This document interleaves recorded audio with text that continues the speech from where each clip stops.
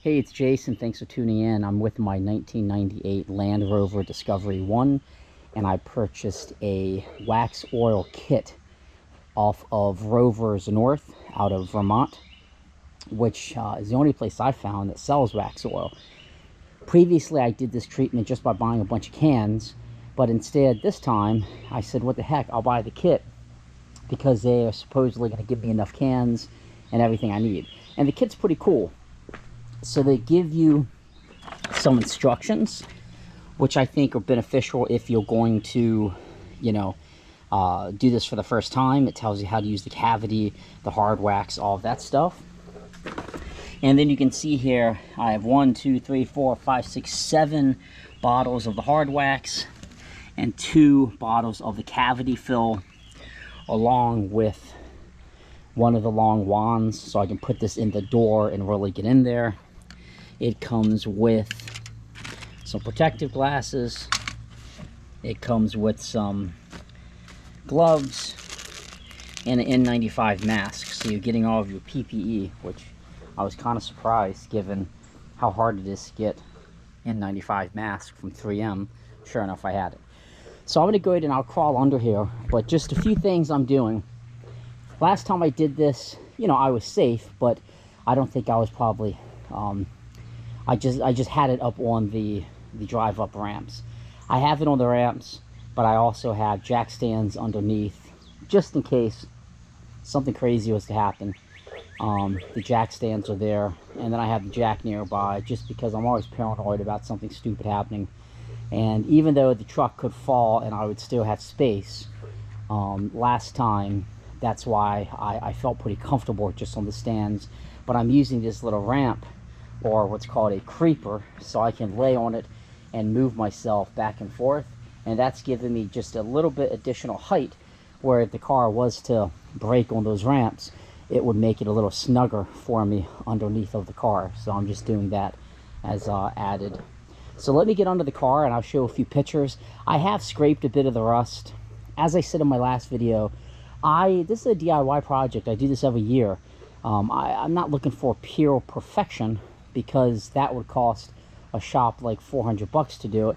What I'm looking for is enough of the rust that I sanded off, and enough protection, especially given this car won't even see any snow or rain. I really just drive this as a fun car versus a big off-roader. So I'm going to shut up, I'm going to crawl under, show you what it looks like, and then we'll get to work. Okay, so I'm under the car, and you can see that for a 98 Discovery 1, it's in pretty decent shape. It's not nearly as rusty as one might expect, but the benefit of being on this creeper is I can move much easier to get where I need to go. So you can see what I'm talking about in terms of the rust underneath. You can see this hole right here is why I put some cavity fill to get into the actual main part of the body, into the frame. And you can see it's really not in bad shape, which is great news for me. Kind of surprising, given these cars typically rust so bad. And I hate jerking the camera like this, but I don't have much of a choice. And you can see some of what I'm going to be doing up here. So I'm going to basically spray this bad boy, try to get some nice Waxoyl everywhere it needs to be. And that's effectively the job. So when I'm done, I'll take another quick video. Alright, I have finished the job. I used the cavity fill all in the frame of the truck. I have 2 bottles of hard wax left, and it's still a job that I hate. No matter how many precautions I take, it's so messy, and I can feel it on my hands even when I wore gloves and everything around it. But it's a once-a-year project, or every 2 years, depending on how I drive it. And you can kind of see the finished product in there where the hard wax looks a little wet still. It's drying.